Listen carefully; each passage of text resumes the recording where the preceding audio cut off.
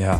No, it's interesting. I mean, it does feel like everybody's freaking out, and we are in a cultural moment where everything does seem to be fracturing and breaking apart. And maybe that fits your exact description of the moments where God chooses to renew us, to bring about a revival, a restoration. But what's striking to me is that it's hitting different generations differently. So, and again, this is my context is the U.S. I wish I was a more global thinker, but I'll only speak about what I know. And I'll start with baby boomers. We've actually been doing a series on Truth Over Tribe where we've talked about the kind of rise and fall of the religious right in the United States, and we start that story with what was really the high watermark in American history of church attendance: 69% of people in churches by the end of the 50s. And then we've traced that through evangelicalism's cultural and political ascendancy in the 70s and the early 80s, all the way up to today. And a lot of Christian baby boomers I know, they feel right now like a beleaguered, defeated minority. They saw the glory days, but they're no longer living in the glory days. And there's a deep sense of nostalgia for people in this camp. And so I want to start with a question. I don't want to be too pointed, but do you think that there's dangers to nostalgia? Yeah, I think nostalgia always, summers of the past always seemed more golden. And, I think it's not accurate. And I can look back. I find myself as I get older looking back at periods in the past. And then I think, oh, hang on. Actually, I was thinking about a period in the past recently. I was doing some cleaning. I found an old journal and I was reading like, oh, my goodness, I was miserable at that time. And, I think people can look back at the 50s, but I think there's two really intersecting things I see in the US experience. What were the 1950s? So there is a truth that, yes, there was a high point of the church. That was also true in the United Kingdom.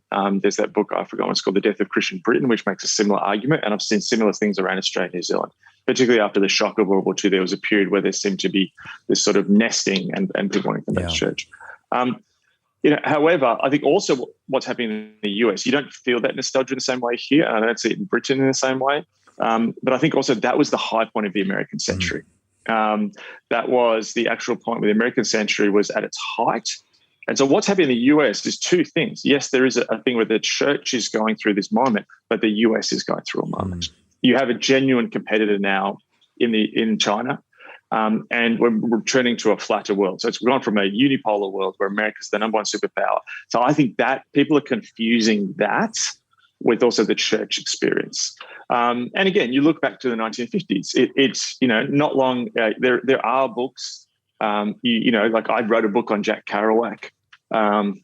He was an American writer, and things were pulling apart in the 1950s. There's a bit of a myth that it comes in the 1960s. There's a number of academics who have actually said, if you look at things around sex, morality, it was what happened in the 60s. It was already set in the 50s. So I think there can be a nostalgia, and it wasn't nostalgia for everyone. You look at certain ethnic groups and racial groups. It was not nostalgia for everyone. So there were nice things about it, but I think also, the sentimentalism can lead us astray sometimes. So what would you say to Christians who do feel, like I said, like a defeated, beleaguered minority? Welcome to the starting point.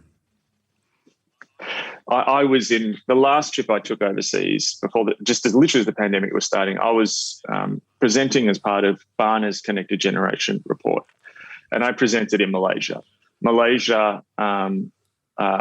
Really interesting. Basically the study looked at who are resilient disciples, who are sort of, I'm hugely summarizing, but who are cultural Christians who are resilient disciples.